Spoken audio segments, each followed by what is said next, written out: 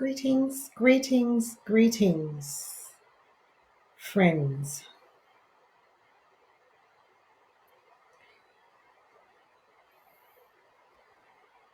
Right, I'm going live in a variety of spaces. Awesome.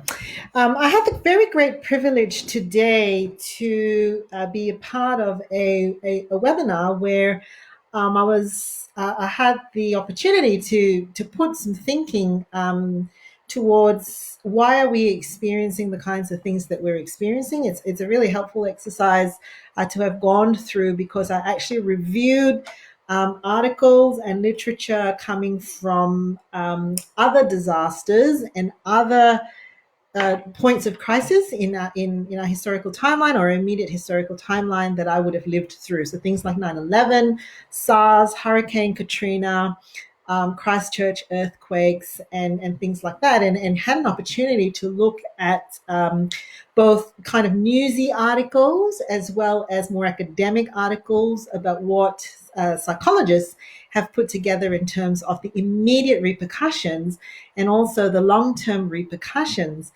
The reason why I thought that this was an important thing to do is because there are kind of different ways to approach mental health issues. And it's a really helpful thing to actually put frameworks and language around our experiences. Otherwise, we can kind of get lost in a myriad of things to help us to cope, right? So I want to just share with you a little bit of what I shared today, just by way of giving you a sense of containment or even explanation for what you might be experiencing or what you might be seeing others experience, right? So here's the thing. What's happening right now, and you're probably sick of hearing about COVID-19, but I really enjoy looking at trends. And so today I actually went on Google Trends just to see what are people searching for. And of course, people are still searching for things all COVID related.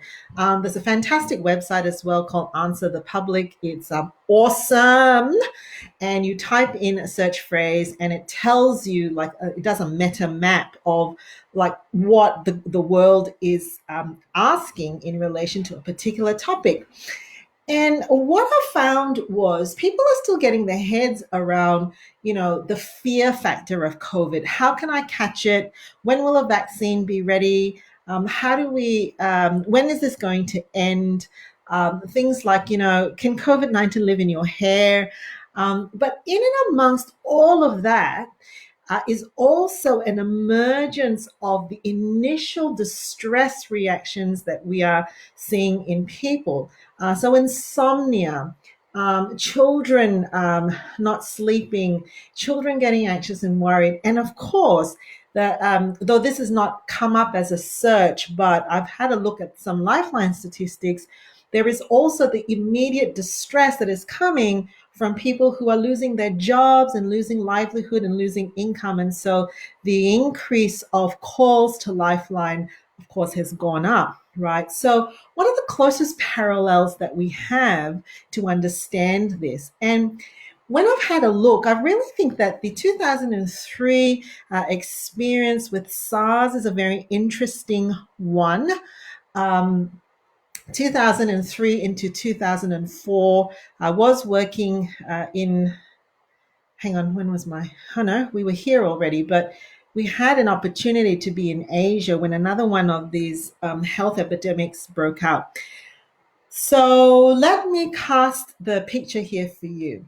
Right, human beings, like in our history of crisis, have experienced different types of danger and traumatic situations. There are natural disasters where something has happened in a particular location that has brought obvious danger, right? So that's natural disaster. There's acts of terrorism. So people have actually witnessed human beings being cruel to other human beings, right? But again, that tends to be in one location. And then there's the illness type crisis, of which COVID-19 belongs to, and SARS does as well, where something quite unpredictable and uncontrollable comes, and we witness what it is, the fear of being able to catch that, and also the threat of death. So, vulnerability. What makes it different, though, is that with regards to acts of terrorism and natural disasters, it's an episode, it's an event, right? The horrible thing happens, and by and large, it's done.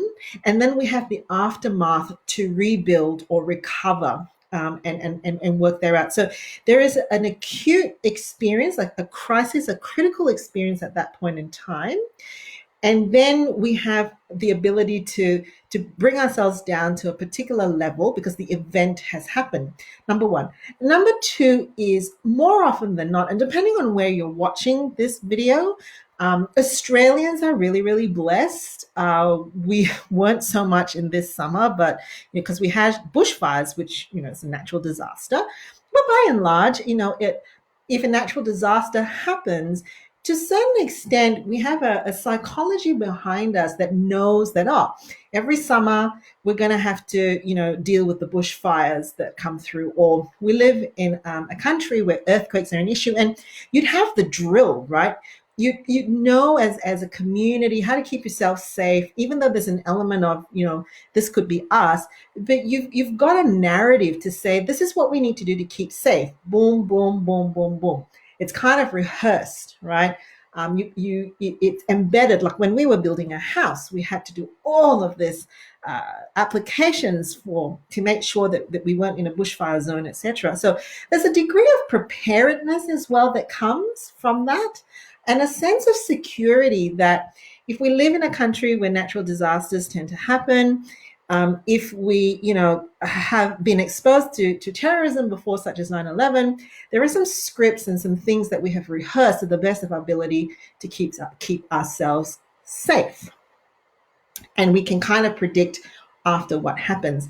And in both of those instances, whether it's natural disasters or acts of terrorism, they're event-based. The thing happens. Sometimes it can go for a bit longer, like we did with the bushfires. It's done, and then we rebuild. In a case of an epidemic such as SARS, the thing comes with very little preparation. You don't really have a script, right? And in the past, these sorts of illness-based crises, again, while not event-based, in other words, there's no timeline for us to predict it, may have been in a geography or a location that was external to us. It's somewhere out there. We're watching it with horror, but it's out there, unless you were in the country that this happened. Again, depends on where you're watching this, right? With COVID-19, there are elements of all three crisis points for human beings experiencing it. There is an element that, especially if you're living in Australia, we've just come out of bushfire season, so we were exhausted anyway with the bushfires, and there was a narrative of having to rebuild, and if you can think, if you're living in Australia, that part of, and this was my thinking, I was going to move my personal retreat and champion any kind of occasion that we had to actually go into those bushfire damaged places to see if we can reboost, regenerate morale, but also to pump some financial incentive, financial flow back to those communities. We were just in rebuild stage, and then boom, COVID-19 hits, right? So there's elements, therefore, of it's like a natural disaster, because as we're watching industries collapse, jobs collapse, industries collapse. It's like this flattening of the economy, and a displacement of human beings. Right? It's dramatic. It's tragic. It's horrible. Plus, it's a little bit like acts of terrorism, because I don't know about you, but it was incredibly wounding. I remember the first time I got my hands on on a pack of toilet paper. The first time I actually got toilet paper, it was like the most bizarrest thing, that I literally believed someone was going to stab me or club me. Right, so I'm holding the toilet paper, I'm hiding it under my arm, I'm opening the car booth, I'm looking here, and I'm shoving it in, right, because I don't know whether someone's going to come and like I don't know, hurt me for my toilet paper. I mean, we were witnessing senseless acts of violence and lack of compassion and empathy, people overriding sensibility. So we were also witnessing that, right? And then we've also got uh, uh, this situation with an illness-based crisis that we can't rehearse for this. We don't know how long this is going to go for. So I would suggest that COVID 19 is a unique situation because it is global. It's not something that we can watch from a removed space. It is something that we are living through, and it is global, right? So it's all around us with no time marker. And what has also been robbed of us is our ability to come together. So let's look at SARS. What have I picked up from reviewing? I will call it the narrative of SARS because I wouldn't want to say that I've researched it. By no means, I do not have a PhD in upper respiratory infection diseases. So here's what I gathered. When we actually look at the mental health implications of SARS, the impact of quarantine impositions was one of the main aggravators for mental health. And what is being suggested is that when quarantine goes for longer than 10 days, that's probably going to be worse on our mental health, right? So, why?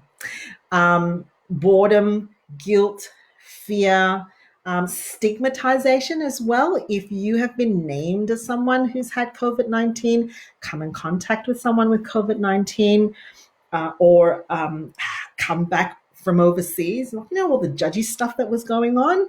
Why'd you go overseas? There is stigma, and people feel leprous in their own community.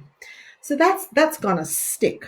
So quarantine, and if you think about what's happening now with us, we're kind of like in a perpetual lockdown state at this point in time.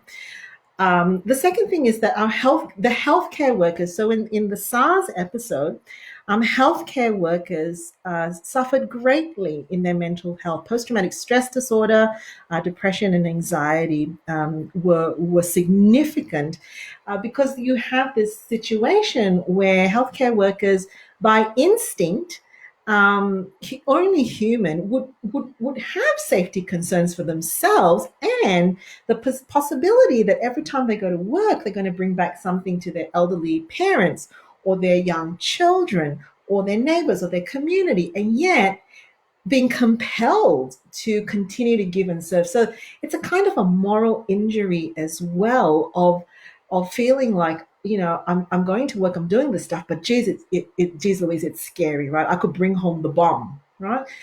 There's also an element of moral injury in that needing to make decisions about who gets the ventilator, who doesn't, who gets a hospital bed, who doesn't. That also happens. Now, what's interesting for all of us, and particularly pertinent for our healthcare workers, is that our internal sense of community, our camaraderie, our safety in ranks has also been dismantled. I certainly feel it in my practice as a group of psychologists where we can't have lunch together. We're far away from one another. We're afraid of coughing. Fear and an unnatural way of connecting has come into our ranks, right? So in the SARS literature, there is this, and I believe it's happening now as well. There is this sense that the halls of the hospitals, rather than ringing with the hope and the purpose of life, is empty and hollowed out by the fear that we could catch it too, and it's sterile. We're all in masks and robes.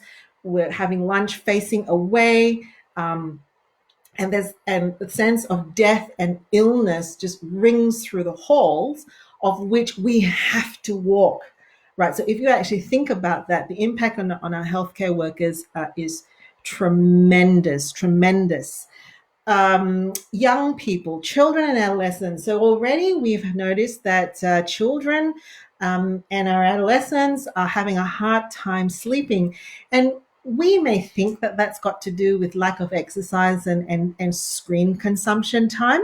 But can I suggest, when I've actually looked at the narrative, post SARS and post some of these disasters, what it is that children and adolescents have had a very limited exposure to danger outside of things that we warn them can happen on the street, like be careful about the car, or I don't know if you all still say don't talk to strangers, but sort of that sort of a thing, right? Inappropriate touch and all of that. There is nothing in their schematics because the Wiggles never talked about it. Play School never talked about it, to say that danger is bigger than that. And now they're all talking about it. Our Play School is saying, oh, we have to wash our hands and stay social, physically distanced. And it's like, what is this for children? Like, I have no experience of this level of danger. And then I'm looking at my mom and my dad and the doctors, and people are walking around in masks, and now I have to wear a mask. So they have a very superficial, rightly so, that is protective for them, experience of hardship and suffering.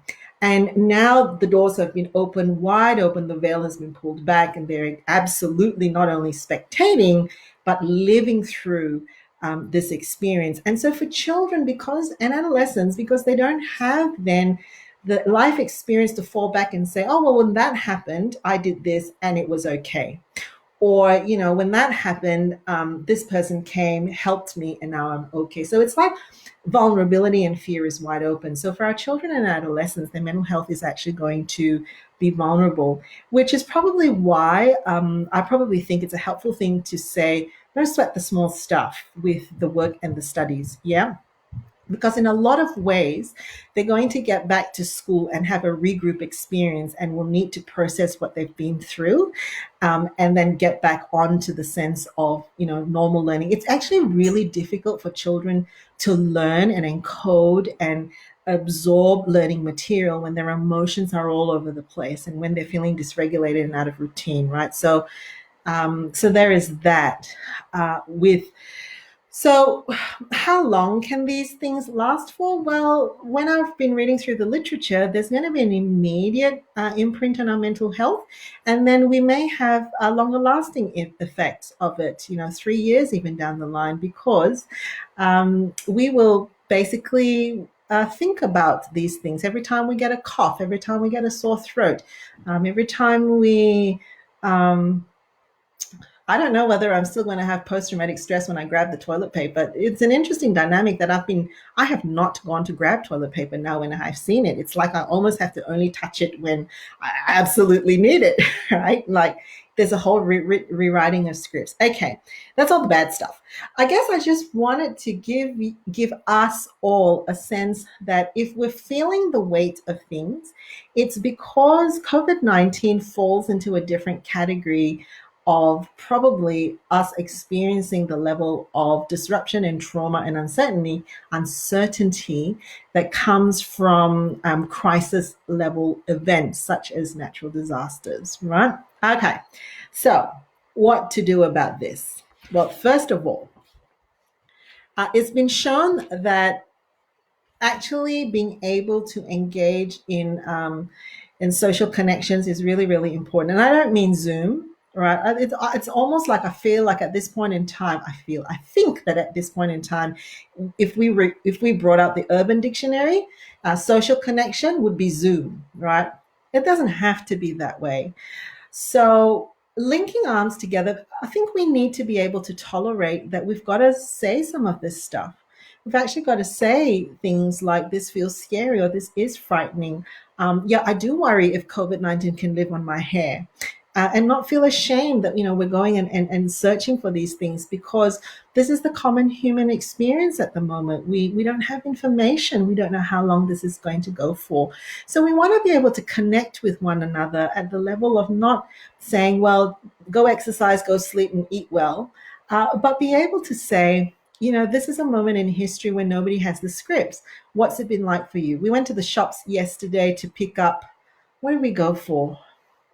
We needed to go to the post office because we've moved house, and because of COVID-19, I haven't been able to do the change of address thing.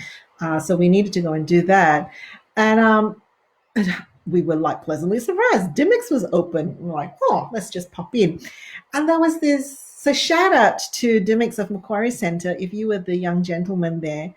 And I watched for a little while because I was waiting for like the opening for the physical distance, right? Like, there again, I probably will never be able to go to shop for a while without thinking of physical distance. Like, I keep thinking like there's a pool noodle going out of my head, and that's how far I have to be.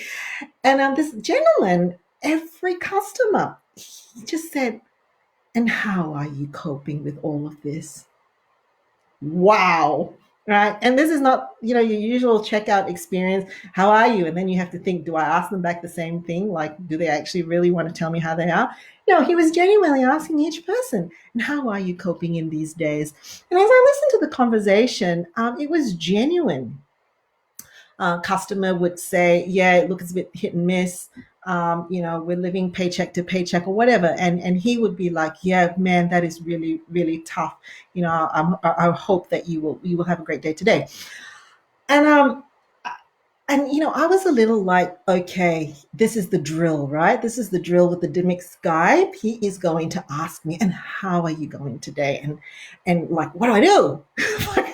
Will I actually spill my guts? I have no idea, right? So came to my turn, and this genuine gentleman said, and how are you doing today?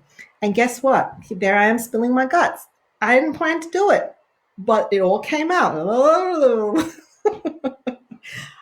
What is that about? I think that's about a genuine thing of us needing to acknowledge that there's conversations that we can have with one another that can actually say that this sucks. This isn't great. It's not a great time. So social connection and feeling like you're a part of a community is really quite essential right now. I think what's really important for me to say too right now is um, we need to pace down, right? Pace down. I know that a bunch of us are juggling the schooling from home and the all of it. It's okay to pace down and to say that you're not going to be able to do all of it, because if you think about what I just said, with natural disasters, etc., it is an event, and then there's a bit of a timeline that you can project your sustainability of what you're going to do. We don't have that right now. We don't know what the timeline is, and we could really all pace up and then just burn ourselves out in the process. What's your expectations of trying to find meaning during this time?